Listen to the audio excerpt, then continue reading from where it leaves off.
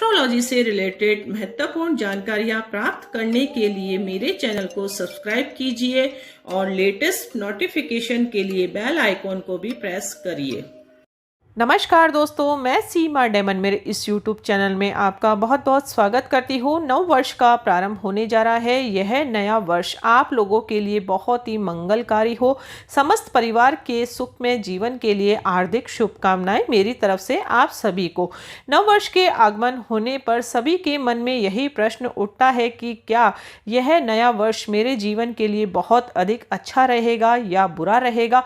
मेरी सभी इच्छाएं पूरी होगी कि नहीं होगी, मेरी नौकरी लगेगी या नहीं, पदोन्नति होगी या ट्रांसफर होगा कि नहीं होगा, विदेश यात्रा होगी कि नहीं होगी, धन लाभ होगा कि नहीं होगा, पारिवारिक जीवन कैसा रहेगा, स्वास्थ्य कैसा रहेगा, करियर की दृष्टि से यह साल कैसा रहेगा। इन सभी प्रश्नों के आंसर आज आपको इस वीडियो के माध्यम से प्राप्त होंगे। दोस्तों, ईश्वर से मैं ऐसी कामना करती हूँ कि आने वाला वर्ष आप लोगों के लिए बहुत ही शुभ हो, मनोवांछित फल प्रदान करने वाला हो और आपके जीवन की सभी इच्छाएं पूरी हो इस वर्ष। और आपको राशिफल के माध्यम से भी मैं बताने का प्रयास करूंगी दोस्तों। तो चलिए शुरू करते हैं दोस्तों।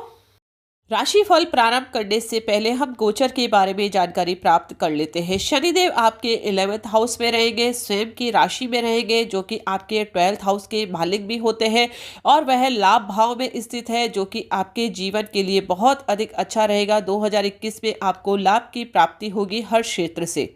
देवगुरु बृहस्पति भी साल की शुरुआत में आपके 11th हाउस में रहेंगे, जो कि आपके लग्न भाव के स्वामी भी होते हैं और कर्म क्षेत्र के मालिक अर्थात 10th हाउस के मालिक भी होते हैं, जो कि लाभ भाव में स्थित होकर स्वयं राजयोग बना रहे हैं। और शनि और गुरु की युति के कारण नीच भंग राजयोग आपके 11th हाउस में बन रहा है। देवगुरु बृहस्पति आपके 6 अप्रैल तक 11th हाउस में रहेंगे और उसके बाद वह 14 सितंबर को वक्री होकर 12th हाउस में चले जाएंगे और वहां पर वह 21 नवंबर तक रहेंगे। 21 नवंबर के बाद पुनः अपना राशि परिवर्तन करके वह 11th हाउस में आ जाएंगे। शनि के साथ युति होकर पुनः नीच भंग राजयोग आपके साल के अंत में वह बनाएंगे। राहु देव उच्च के होकर आपके 3rd हाउस में स्थित रहेंगे वृषभ राशि में और केतु देव आपके 9th हाउस में स्थित रहेंगे उच्च के होकर वृश्चिक राशि में। अन्य ग्रहों के प्रभाव के कारण भी आपके जीवन में उतार चढ़ाव पूरे साल भर बना रहेगा। सबसे पहले हम करियर के बारे में जानकारी प्राप्त कर लेते हैं। 10th हाउस का लॉर्ड आपके लाभ भाव में स्थित है। तो करियर की शुरुआत की बात करें तो हम साल की शुरुआत में आपको अच्छे फलों की प्राप्ति होगी। 6 अप्रैल तक का आपका समय बहुत अधिक अच्छा रहेगा। आप करियर में अच्छा नाम अपने जीवन में कमा पाएंगे। यदि आप व्यापारिक क्षेत्र से जुड़े हुए हैं तो व्यापार में आप अच्छी अर्निंग कर पाएंगे और यदि आप जॉब भी करते हैं तो जॉब में भी पदोन्नति के पूरे योग इस समय आपके बनेंगे। जॉब से भी आप अच्छी आय अपने जीवन में कर पाएंगे। दोस्तों, कोई नया व्यापार आप करने की सोच रहे हैं तो 6 अप्रैल से पहले आप उसकी शुरुआत कर देंगे तो वह आपके फ्यूचर के लिए बहुत अधिक अच्छा रहेगा। इस समय आपको लाभ की प्राप्ति बहुत अधिक होगी अपने व्यापारिक जगत से। लेकिन शनिदेव आपको मेहनत भी बहुत अधिक कराएंगे, इसलिए मेहनत के बाद ही आपको अच्छे परिणामों की प्राप्ति होगी। दोस्तों, इस समय आपके पराक्रम और आत्मबल में भी वृद्धि अधिक होगी, क्योंकि राहु देव आपके 3rd हाउस में उच्च के हैं, जिससे आप बहुत अधिक मन लगाकर हर कार्य में सक्सेस होंगे। साल की शुरुआत में धन भाव के स्वामी आपके धन भाव में स्थित रहेंगे, अर्थात मंगल भी अपने स्वयं की राशि में स्थित होकर आपके जीवन में भाग्य की उन्नति इस समय करेंगे। दोस्तों, व्यापार से आप बहुत अधिक अच्छी अर्निंग इस समय कर पाएंगे। देवगुरु बृहस्पति जब 6 अप्रैल के बाद अपना राशि परिवर्तन करके 12th हाउस में स्थित हो जाएंगे, जब 14 सितंबर का समय आपके जीवन के लिए थोड़ा सा उतार चढ़ाव बना रहेगा। इस समय आपके खर्चे अधिक बढ़ जाएंगे अपने व्यापारिक क्षेत्र में, जिससे आपको मानसिक परेशानियों का सामना भी करना पड़ सकता है। लेकिन जो जातक विदेशों से इनकम करते हैं, इंपोर्ट एक्सपोर्ट का कार्य करते हैं, तो वह उनके जीवन के लिए यह समय बहुत अधिक अच्छा रहने वाला है। विदेशों से उनकी आय अच्छी रहेगी इस समय और विदेश जाकर यदि वह कमाने का प्रयास भी करते हैं तो वह उनके जीवन के लिए अच्छा रहेगा। दोस्तों, काम के सिलसिले में इस समय आपकी यात्रा भी अधिक हो सकती है। विदेश की यात्रा से भी आपको लाभ की प्राप्ति होगी इस समय। और यदि आप मल्टीनेशनल कंपनी में काम करते हैं तो वह भी आपके फ्यूचर के लिए बहुत अधिक अच्छा रहेगा। जॉब में आपको तरक्की के योग इस समय बनेंगे बहुत अधिक। लेकिन इस समय बड़ा इन्वेस्टमेंट करने से आप बचे तो वह आपके व्यापार के लिए बहुत अधिक अच्छा रहेगा। 14 सितंबर के बाद जब मकर राशि में गुरु वापस से आ जाएंगे तो यह समय आपके व्यापार में फिर से उन्नति आपको प्राप्त होगी दोस्तों। जो रुके हुए कार्य थे वापस से वह प्रगति की ओर चलेंगे और आप व्यापार में बहुत अधिक अच्छी उन्नति कर पाएंगे। 14 सितंबर से 21 नवंबर का समय आपके व्यापार के लिए बहुत अधिक अच्छा रहेगा और 21 नवंबर के बाद पुनः आपको थोड़ी सी सतर्कता बरतने की आवश्यकता है। अनावश्यक खर्चों से आप इस समय बचें, अन्यथा आपको हानियों का सामना करना पड़ सकता है। इस समय आप ना तो किसी को उधार दें ना किसी से उधार लें, अन्यथा आप फिर ऋण के शिकार भी हो सकते हैं। अब हम आर्थिक जीवन के बारे में जानकारी प्राप्त कर लेते हैं। साल की शुरुआत में आपकी आर्थिक स्थिति बहुत अधिक अच्छी रहेगी। व्यापारिक जगत से आप अच्छी इनकम कर पाएंगे। अपने करियर में आप अच्छा ग्रोथ इस समय कर पाएंगे, जिससे आपकी आर्थिक स्थिति बहुत अधिक अच्छी रहेगी। धन भाव के स्वामी भी धन भाव में स्थित है, लाभ भाव का स्वामी भी लाभ भाव में स्थित है, जिससे आपकी आर्थिक स्थिति बहुत अधिक मजबूत होगी। इस समय आप बहुत अधिक धन संचय करने में भी सक्षम होंगे इस समय। लेकिन 6 अप्रैल के बाद आपके खर्चे अचानक से बढ़ जाएंगे। हॉस्पिटल के खर्चे बढ़ने के योग भी इस समय आपके बनेंगे और कोर्ट कचहरी के लंबित मामलों में भी आपके खर्चे इस समय बढ़ सकते हैं। यदि आपने अनावश्यक खर्चों पर लगाम नहीं लगाई तो फिर आपकी आर्थिक स्थिति कमजोर इस समय हो सकती है दोस्तों। 6 अप्रैल से 14 सितंबर का समय आपको बहुत अधिक सतर्क रहने की आवश्यकता है। पैसों से संबंधित परेशानी आपके जीवन में हो सकती है इस समय। लेकिन 14 सितंबर के बाद जब देवगुरु बृहस्पति वापस से लाभ भाव में स्थित होंगे, 11th हाउस में स्थित होंगे, तो आपकी आर्थिक स्थिति वापस से मजबूत होने के योग इस समय बनेंगे। इस समय आपको अचानक धन प्राप्ति के योग भी बनेंगे आपके जीवन में दोस्तों। लेकिन 21 नवंबर के बाद पुनः आपको अपने जीवन में खर्चों पर लगाम लगाने की आवश्यकता पड़ेगी दोस्तों। प्रॉपर्टी या धन से जुड़ा कोई वाद विवाद आपके कोर्ट कचहरी में चल रहा है तो उससे भी आपको हानि के सामना करना पड़ सकता है अपने जीवन में। और कोई बड़ा इन्वेस्टमेंट करने से भी इस समय आप बचे तो वह आपके फ्यूचर के लिए बहुत अधिक अच्छा रहेगा। जो समय मैंने आपको संभल कर रहने के लिए बताया है, यदि उस समय आप संभल कर रहेंगे तो आपको आर्थिक तंगी से परेशान होने की आवश्यकता नहीं पड़ेगी आपके जीवन में दोस्तों। अब हम शिक्षा के बारे में जानकारी प्राप्त कर लेते हैं। जो विद्यार्थी वर्ग है और कॉम्पिटिटिव एग्जाम की तैयारी कर रहे हैं उनके जीवन के लिए यह वर्ष कैसा रहने वाला है दोस्तों। साल की शुरुआत में शिक्षा से आपको अच्छे लाभ की प्राप्ति होगी, क्योंकि देवगुरु बृहस्पति की 7वीं दृष्टि आपके 5th हाउस में पड़ रही है, जिससे आपको शिक्षा में अधिक अच्छे लाभ की प्राप्ति इस समय होगी दोस्तों। आपकी जो मेहनत है उसमें आपको अच्छा फल आपके जीवन में प्राप्त होगा। मनचाही जगह आपको दाखिला होने के योग भी इस समय बनेंगे। यदि आप विदेश जाकर पढ़ाई करने की इच्छा रखते हैं तो यह इच्छा भी आपके इस समय पूरे होने के योग बनते हैं दोस्तों। शनिदेव की 7वीं दृष्टि भी आपके 5th हाउस में पड़ रही है, जिससे आप इस समय थोड़े से आलसी प्रवृत्ति के हो सकते हैं। पढ़ाई से आपका मन हट सकता है, इसलिए अपनी पढ़ाई पर पूर्ण कॉन्सेंट्रेट होकर यदि आप कार्य करेंगे अपने जीवन में तो वह आपके फ्यूचर के लिए बहुत अधिक अच्छा रहेगा। अन्यथा आलस के कारण आप अपनी पढ़ाई में विघ्न भी उत्पन्न कर सकते हैं खुद स्वयं ही। इसलिए आलस बिल्कुल भी नहीं करें। मन लगाकर यदि आप पढ़ाई करेंगे तो आपको अच्छी सफलता इस समय आपके जीवन में प्राप्त अवश्य होगी दोस्तों। और जो जातक कॉम्पिटिटिव एग्जाम की तैयारी कर रहे हैं तो 6 अप्रैल के बाद उनके बहुत अधिक अच्छे योग बनेंगे। कॉम्पिटिटिव एग्जाम में सक्सेस के पूरे योग बनेंगे। राहु देव भी उच्च के होकर उनके पराक्रम में आत्मविश्वास में वृद्धि करेंगे और देवगुरु बृहस्पति की भी 7वीं दृष्टि आपके 6th हाउस पे पड़ेगी, जिससे आपके कॉम्पिटिटिव एग्जाम में सक्सेस होने के पूर्ण योग इस समय बनेंगे। यदि आप पूरी मेहनत करते हैं, मन लगाकर यदि पढ़ाई करते हैं तो उसका फल आपको इस समय अवश्य प्राप्त होगा दोस्तों। 14 सितंबर का समय आपके जीवन के लिए बहुत अधिक अच्छा रहेगा। 6 अप्रैल से 14 सितंबर का समय आपके कॉम्पिटिटिव एग्जाम में सक्सेस के पूरे योग आपके जीवन में बनाएगा दोस्तों। लेकिन 14 सितंबर से 21 नवंबर के मध्य आपको मनचाहा परिणाम नहीं प्राप्त होगा। बहुत अधिक मेहनत यदि आप करेंगे तो ही आपके जीवन में अच्छा लाभ की प्राप्ति आप कर पाएंगे। लेकिन 21 नवंबर के बाद पुनः आपके सक्सेस के अच्छे योग बनेंगे। मनचाहा जगह आप सक्सेस प्राप्त कर सकते हैं। केतु देव भी आपके 9th हाउस में स्थित है उच्च के होकर, जिससे आपको भाग्य का साथ भी इस वर्ष अवश्य प्राप्त होगा दोस्तों। और 14 सितंबर से 21 नवंबर के मध्य शिक्षा के क्षेत्र में आपको अच्छे परिणाम आपके जीवन में प्राप्त होंगे। अब हम पारिवारिक जीवन के बारे में जानकारी प्राप्त कर लेते हैं। पारिवारिक जीवन की बात करें तो इस वर्ष आपको अच्छे परिणाम प्राप्त होंगे। शनिदेव की दृष्टि के कारण आपके परिवार जीवन के लिए यह वर्ष बहुत अधिक अनुकूल रहने वाला है। आप इस वर्ष अपनी किसी पैतृक संपत्ति के विक्रय से कुछ अच्छा लाभ भी अर्जित कर सकते हैं। साथ ही रेंटल आमदनी भी आपके मिलने से परिवार के सदस्य खुश नजर आएंगे। भाई बहनों का सपोर्ट भी आपके जीवन में आपको प्राप्त होगा। आप परिवार के साथ किसी यात्रा पर भी जाने का अवसर प्राप्त कर सकते हैं अपने जीवन में। यदि माता पिता का पिछले कई वर्षों से स्वास्थ्य खराब है तो इस वर्ष उनका स्वास्थ्य में सुधार भी अवश्य आएगा दोस्तों। पुराने रोगों से उन्हें मुक्ति प्राप्त होगी, जिसके कारण आप काफी हद तक तनाव मुक्त भी महसूस करेंगे। लेकिन 6 सितंबर से 14 सितंबर के मध्य आप पारिवारिक जीवन से थोड़ी सी परेशान हो सकते हैं, क्योंकि इस समय खर्चे आपके जीवन में अधिक बढ़ जाएंगे, जिससे तनाव की स्थिति उत्पन्न हो सकती है दोस्तों। लेकिन 14 सितंबर के बाद स्थिति सामान्य होती भी नजर आएगी आपके जीवन में दोस्तों।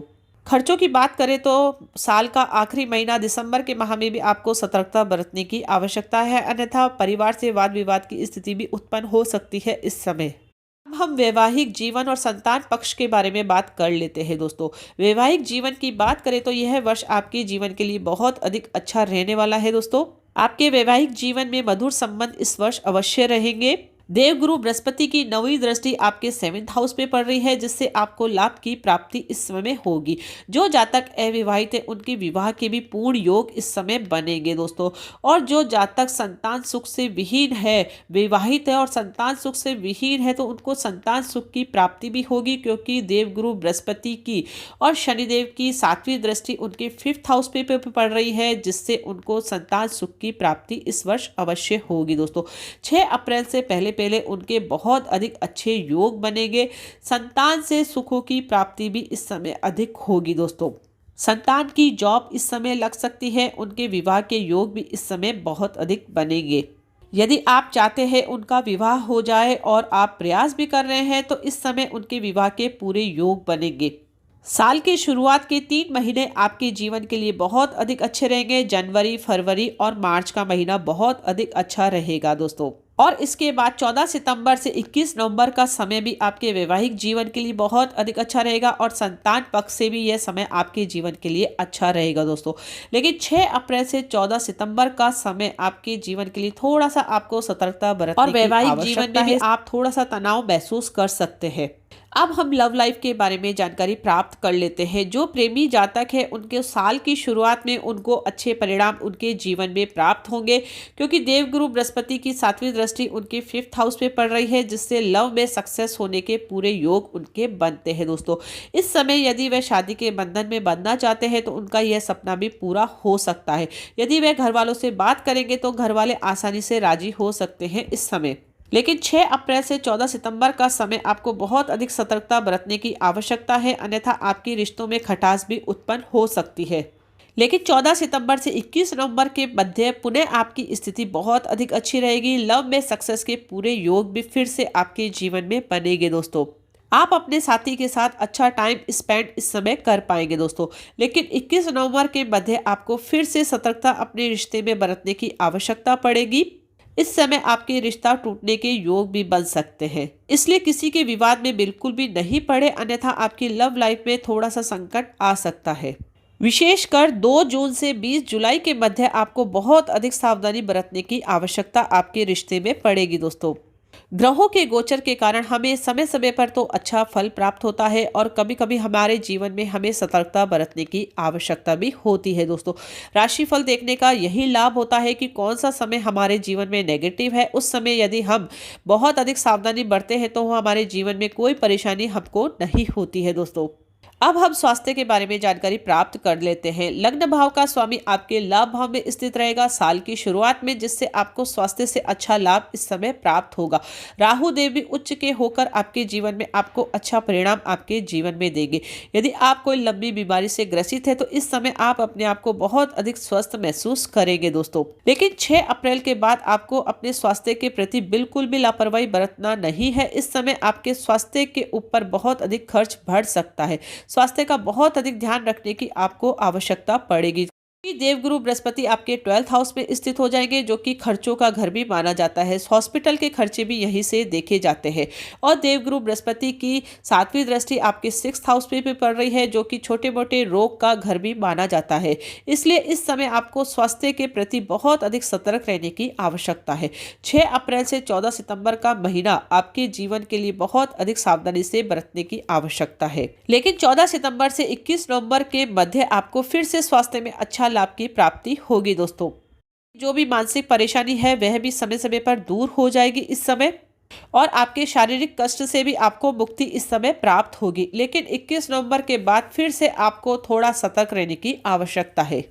और आपकी लग्न कुंडली में यदि लग्न कमजोर हो गया है तो इस समय आपको बहुत अधिक सतर्क रहने की आवश्यकता है। और यदि लग्न कुंडली में लग्न स्ट्रांग है तो फिर कोई दिक्कत नहीं है, आपको अशुभ परिणामों की प्राप्ति नहीं होगी दोस्तों। सब कुछ हमारी लग्न कुंडली पर भी डिपेंड करता है। अब हम ये जान लेते हैं कि आपके जीवन में प्रॉपर्टी का सुख आपको कब प्राप्त होगा, वाहन का सुख आपको कब प्राप्त होगा। जनवरी से अप्रैल के बीच आपको थोड़ी सी सावधानी बरतने की आवश्यकता है। इस समय आप कोई प्रॉपर्टी बेचने के योग बन सकते हैं आपके जीवन में, लेकिन यदि आप ही इसका सौदा करेंगे तो आपको हानि का सामना करना पड़ सकता है, पैसे आपके फंस सकते हैं। इसलिए अप्रैल तक आपको इंतजार करने की आवश्यकता है। अप्रैल के बाद आपको अच्छे लाभों की प्राप्ति होगी। आप अपने जन्म स्थान से दूर या विदेश में कोई प्रॉपर्टी इस समय खरीद सकते हैं। अप्रैल से सितंबर का समय आपके जीवन के लिए बहुत अधिक अत्यंत उपयुक्त रहेगा। इस समय आप यदि प्रॉपर्टी में इन्वेस्ट भी करते हैं तो वह आपके फ्यूचर के लिए बहुत अधिक अच्छा रहेगा, और खुद के मकान बनने के योग भी इस समय आपके जीवन में बनेंगे दोस्तों। वाहन का सुख भी इस समय आपको प्राप्त होगा दोस्तों। वर्ष के अंतिम महीनों में भी आपके हाथ में कोई प्रॉपर्टी लग सकती है, और वाहन के सुख के लिए जून से जुलाई और नवंबर का महीना सबसे अच्छा आपके जीवन के लिए रहेगा।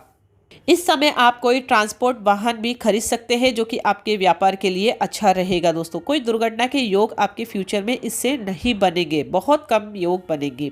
गोचर के अनुसार तो मीन राशि वाले जातकों को 2021 में बहुत अधिक अच्छे परिणाम प्राप्त होंगे। उनको लाभ की प्राप्ति इस वर्ष बहुत अधिक होगी, और धन वृद्धि के योग भी बहुत अधिक अच्छे बन रहे हैं।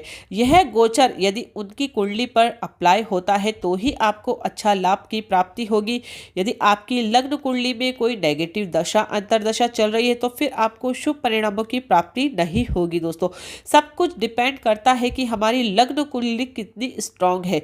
यदि आपकी लग्न कुंडली में ग्रह स्ट्रांग है तो आपको अच्छा परिणाम आपके जीवन में वह देते हैं, और इसके विपरीत यदि आपकी लग्न कुंडली में ग्रह स्ट्रांग नहीं है, उनकी पावर नहीं है, तो गोचर में कितना ही अच्छा ग्रह आ जाए आपके जीवन में शुभ परिणामों की प्राप्ति नहीं हो पाती है। परिणामों की प्राप्ति करने के लिए फिर हमें ज्योतिष उपायों का सहारा अवश्य हमारे जीवन में लेना चाहिए दोस्तों। आप मीन राशि के जातक हैं तो आपको अपने शुभ रत्नों अवश्य ही धारण करने चाहिए।